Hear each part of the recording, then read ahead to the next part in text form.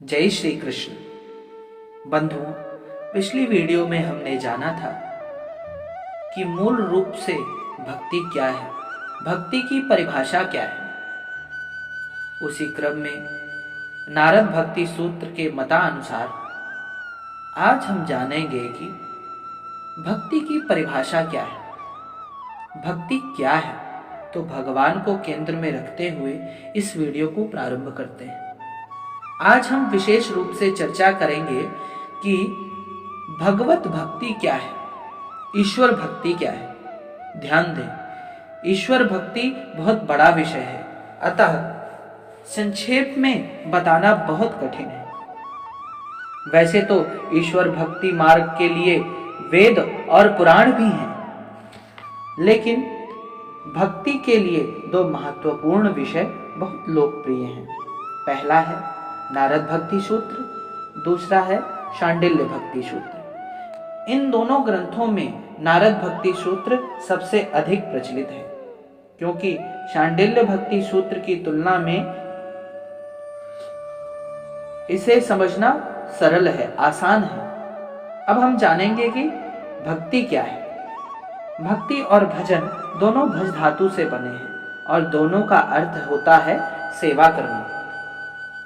भजनम भक्ति अर्थात आराध्य का भजन यानी सेवा करना भक्ति है। ईश्वर भक्ति के संदर्भ में भगवान की प्रेम पूर्वक सेवा करना भक्ति है। इस भक्ति रूपी सेवा में भगवान के नाम, गुण, लीला, धाम आदि का गान होता है। यह गान अनेकों भावों अर्थात शांत भाव, दास्य भाव, साख्य भाव, वात्सल्य भाव, माधुर्य भाव इत्यादि से किया जाता है। तो भक्ति की परिभाषा क्या है? ईश्वर भक्ति की परिभाषा अत्यंत कठिन है, क्योंकि भक्ति यानी सेवा बहुत प्रकार से की जाती है। फिर भी नारद भक्ति सूत्र में जो भक्ति के बारे में कहा गया है वही आज हम चर्चा करेंगे। नारद भक्ति सूत्र में नारद जी लिखते हैं, सा त्वस्मिन् परम प्रेम रूपा, अर्थात वह भक्ति ईश्वर के प्रति प्रेम रूपा है। यानी नारद जी कह रहे हैं कि भगवान में परम प्रेम होना ही भक्ति है। फिर नारद जी आगे लिखते हैं कि पूजा दिश्वानुराग इति पाराशर्य, अर्थात पराशर नंदन श्री व्यास जी यानी वेद व्यास जी के मतानुसार भगवान की पूजा आदि में अनुराग यानी प्रेम होना भक्ति है। आजकल देखा जा रहा है, सुबह शाम जब मन करता है तब लोग नहाकर भगवान को फूल चढ़ा देते हैं, धूप दीप जला देते हैं, मीठा चढ़ाया, फिर उसे प्रसाद समझकर खा लिया। ये हम औपचारिकता निभा रहे हैं। भगवान की पूजा आदि में अनुराग प्रेम नहीं हो रहा है, अतः ये भक्ति नहीं है। यह तो केवल हमारे इंद्रियों का काम है, हाथों का काम है। इसलिए श्री व्यास जी ने कहा कि भगवान की पूजा आदि करते समय पूजा में अनुराग यानी प्रेम होना भक्ति है। अर्थात जो हम भगवान की पूजा करते हैं वह प्रेम पूर्वक हो। ऐसा नहीं होना चाहिए कि आप पूजा में नाम पर औपचारिकता निभा रहे हो।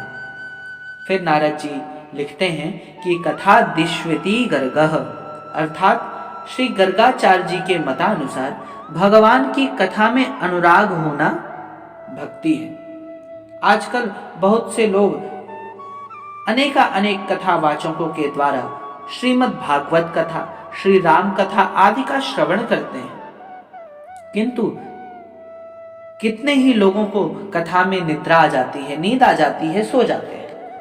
कितने ही लोग कथा में इसलिए जाते हैं क्योंकि उन्होंने सुना है कि कथा को सुनने से, श्रवण करने से पुण्य मिलता है, इसलिए मन मार कर भी कथा को श्रवण करते हैं। अतः ये सब भक्ति नहीं है। इसलिए गर्गाचार्य जी ने कहा कि भगवान की कथा में अनुराग होना, प्रेम होना भक्ति है। आगे नारद जी लिखते हैं कि आत्मरत्या विरोधे नेति शांडिल्याः, अर्थात शांडिल्य ऋषि के मत में आत्मरति के अवरोधी विषय में अनुराग होना भक्ति है। यानी शांडिल्य ऋषि का कहना है कि पूजा और कथा इनमें अनुराग हो यह अच्छी बात है, लेकिन अनुराग बाहरी चीजों में नहीं होना चाहिए। जैसे किसी को महादेव का महाकाल मंदिर पसंद है किंतु पास में ही शिव मंदिर है वो पसंद नहीं है। किसी को भगवान श्री कृष्ण की भगवान की एक विग्रह मूर्ति पसंद है किंतु दूसरी विग्रह मूर्ति पसंद नहीं। भगवान की कथा, श्री कृष्ण की कथा, श्री राम की कथा अमुक व्यक्ति के कहने से पसंद आती है किंतु वही कथा दूसरे व्यक्ति के कहने से पसंद नहीं आती। इसलिए क्योंकि व्यक्ति का अनुराग जैसे पूजा आरती करने की क्रियाओं से हो गया है, वह व्यक्ति की आवाज को पसंद करता है ना कि कथा को। वह व्यक्ति वहीं जाता है जहां भगवान की बाहरी चीजें उत्तम हैं, अच्छी दिखती हैं, जहां भगवान का पूजा प्रसाद कीर्तन कथा मंदिर भव्य है, वह व्यक्ति वहीं जाता है। अतः शांडिल्य ऋषि कहते हैं कि आत्मरति के अवरोधी यानी विरोध ना हो वह कथा और पूजा में। आत्मरति यानी अंतःकरण में सुख की अनुभूति होनी चाहिए, भगवान के बाहरी सामान से नहीं। अर्थात जो अनुराग कहा गया पूजा और कथा में, वह अनुराग भीतर से भगवान में हो, यह भक्ति है। आगे नारद जी ने लिखा, नारदस्तु तदर्पिता खिलाचारता तद्विस्मरणे परम व्याकुल तेति। अर्थात देवर्षि नारद के मत में